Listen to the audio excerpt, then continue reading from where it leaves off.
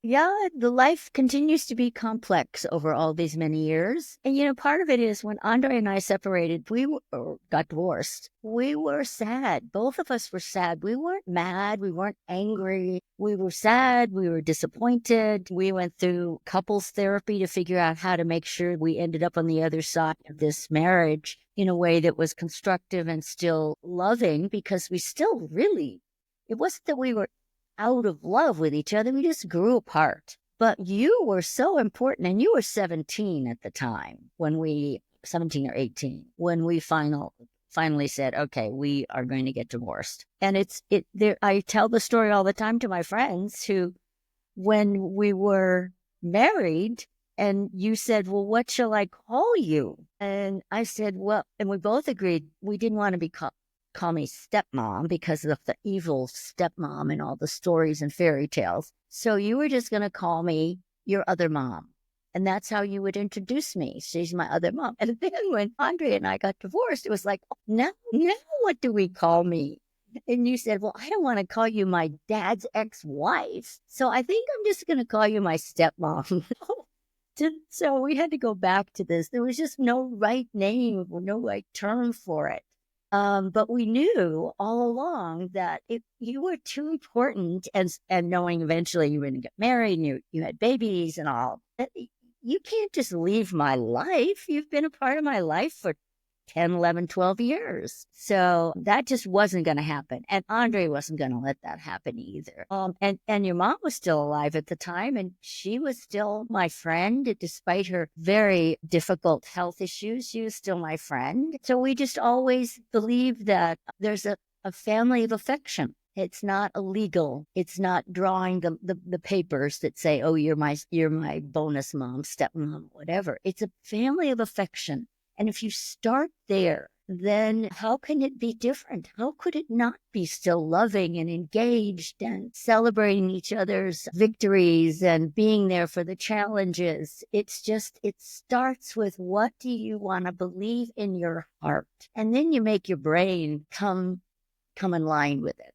It's like, I have choices. If I start with a positive assumption and a positive vision of what I want to be after this divorce, whichever one it is, then you have choices. But if you stuck with, I can't stand this person, he betrayed me or whatever, your choices all of a sudden get diminished. So I think that's part of it. And I think your dad, of course, he doesn't like conflict. So he was not about to have a conflictual kind of relationship with me with regard to you. And that's true with his most wonderful wife now, Beth. We just started off with the assumption that you are an important part of Andre's life and have been an important part of my life, and you will be an important part of her life. And so that's the glue that holds us together and makes us affectionate with each other.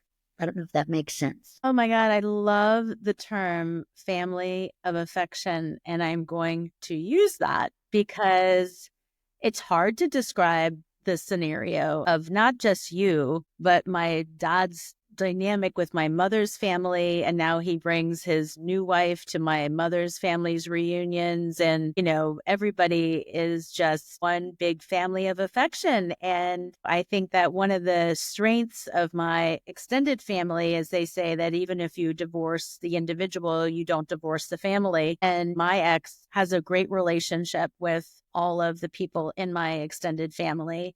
And I was very determined that they would accept him and love him as much as they always did. And just because we, were not together didn't mean they didn't get to love him as much as they did before. And I think that's really, really important. And it doesn't happen in every family. I know that with his side of the family, he had to be very clear to them that he's like, listen, they're like, oh, we've got your back, son, thinking like, oh, you told us you're getting divorced, so it must be horrible. And he was like, no, like Tania's wonderful. She is still the mother of our children. We intend to have an amicable relationship, and I want you to continue to accept her just as the daughter-in-law that you have had in the past, and so I think the two of us have done a very good job of making sure that we communicate. And I did a piece on CBS about this. You need to be the one who communicates if you're getting divorced on how you want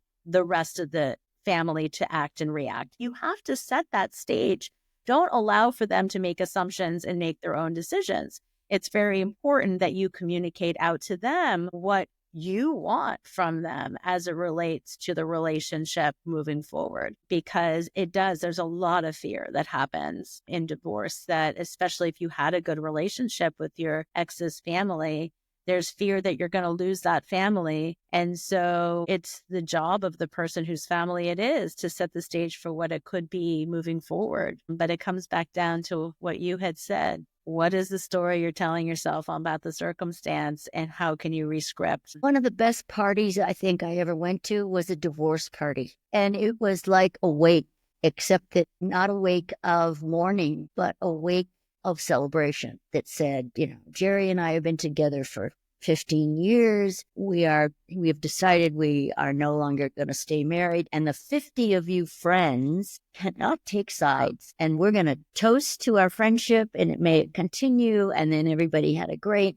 it was a divorce party. They even called it a divorce party. It is, because if you don't choose to let people know, make the conscious choice to say, I'm going to preserve a set of relationships, not just with my husband or soon to be ex and with our children, but with that whole context of friends and family and extended family. You have to make it a deliberate attempt to say, I'm going to manage that future. Manage is probably the wrong word, but I'm going to set the tone for that future by making certain things happen. And it has to do with phone calls and get-togethers for lunch and divorce parties or whatever. But it has to be in your head that you say, I am going to really foster a relationship that continues beyond this legal separation of two people. It really is a deliberate choice. And it's hard if your model has been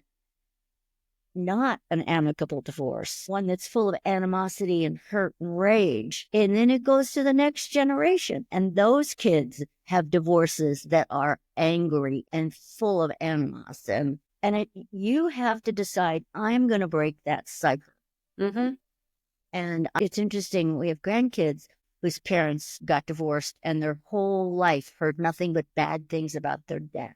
And then she remarried and has a very nice, loving husband, but he insisted that they call him Dad. He wouldn't answer their questions or speak to them if they didn't first say Dad. And that's not how you build the kind of relationship you want. So to this day, they don't know what to call their real dad. They now call him kind of his first name. And you have to break the cycle. You have to say, I'm not going to let that cycle continue, because it'll perpetuate generation after generation. Because it's the only thing people know.